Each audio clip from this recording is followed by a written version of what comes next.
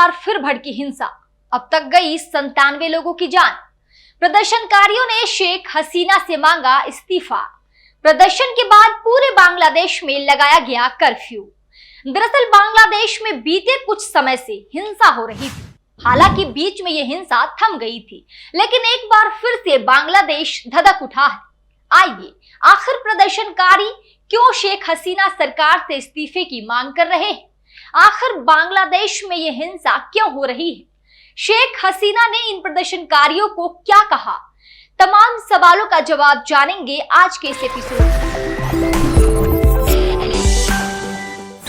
नमस्कार, मैं शारदा सिंह आपके साथ और आप देखना शुरू कर चुके हैं दी कंट्रास्ट। बांग्लादेश में थम चुकी हिंसा रविवार को ऐसा विकराल रूप लिया कि इस हिंसा में अब तक 97 लोगों की मौत हो चुकी है और सैकड़ों लोग घायल हो गए।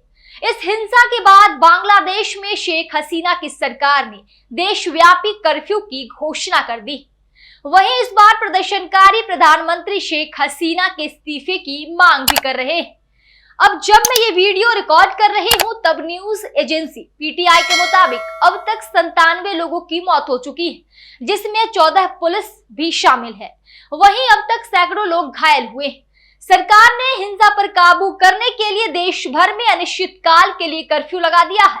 हिंसा को देखते हुए देश में इंटरनेट सेवा भी बंद कर दी गई है। साथ ही फेसबुक, व्हाट्सएप, इंस्टाग्राम और एक्स जैसे सोशल मीडिया प्लेटफॉर्म पर भी रोक लगा दी गई है। यहाँ आपको बता दें कि हिंसा राजधानी ढाका के सहबाग चौराहे पर इकट्ठा हुई। इस दौरान भीड़ को कंट्रोल करने के लिए घटनास्थल पर पहुंचे पुलिस और प्रदर्शनकारियों के बीच झड़प हो गई, जिसके बाद झड़प एक संघर्ष में तब्दील हो गई। पुलिस की तरफ से भीड़ को हटाने के लिए आंसू गैस और स्मोक ग्रेनेड का इस्तेमाल भी किया गया। हिंसा के बीच पीएम हसीना की भी प्रतिक्रिया सामने आई, जिसमें पीएम हसीना ने कहा, देश में प्रदर्शन कर रहे हैं वो छात्र नहीं बल्कि आतंकी हैं। प्रधानमंत्री शेख हसीना ने पुलिस को प्रदर्शनकारियों से सख्ती से निपटने के निर्देश दिए। दरअसल पिछले महीने बांग्लादेश में सरकारी नौकरियों में आरक्षण खत्म करने को लेकर हिंसक प्रदर्शन हुए थे। इन प्रदर्शनों में लगभग 150 से अधिक लोगों की मौत हुई थी।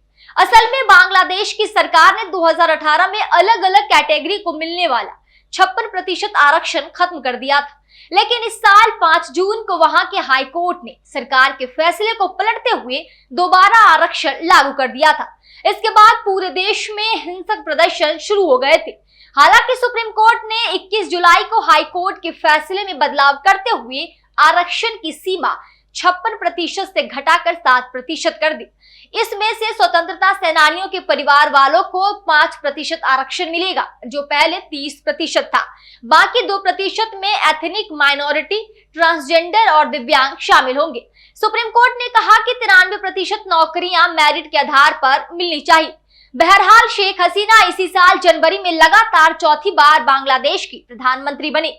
हसीना की पार्टी अवामी लीग ने संसद की 300 में से 204 सीटें जीती थी। वहीं इस बार 299 सीटों पर वोटिंग हुई थी। उन्होंने सुप्रीम पार्टी के कैंडिडेट एम निजामुद्दीन लश्कर को 2.49 लाख से ज्यादा वोटों के अंतर से हराया। हसीना को 2,49,956 तो वहीं निजामुद्दीन को महज 469 वोट मिले।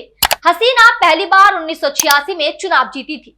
इस प्रदर्शन के बाद इंडियन हाई कमीशन ने एक एडवाइजरी जारी की है। इंडियन हाई कमीशन ने सोशल मीडिया प्लेटफॉर्म एक्स पर पोस्ट करते हुए भारतीयों से सावधानी बरतने के लिए कहा गया है।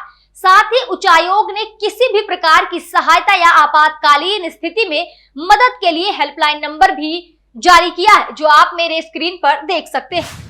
बहरहाल इस खबर पर आपकी क्या राय है, कमेंट सेक्शन में हमें जरूर बताएं। देखते रहिए दी कंट्रास्ट। शुक्रिया। जिसे होगा ज्ञान वही करेगा समाधान। फ्री सेवा या मुंह मांगे इनाम का दावा करने वाले आपको गुमराह कर सकते हैं, काम नहीं। केवल एक फोन आपकी जिंदगी बदल सकता है। आयुष जी सम्राट, स्पेशलिस्ट नौकरी, कारोबार, गृह क्लेश, प्रेमी प्रेमिका, सौतन दुश्मन से छुटकारा, पति पत्नी में लड़ाई झगड़ा, लव मैरिज, कोर्ट कचहरी, मनचाहा समाधान। भटको चाहे जिधर, काम होगा इधर। निराश व्यक्ति एक बार जरूर मिले। मीनाक्षी चौक, मुजफ्फरनगर। Mobile number 9627777786।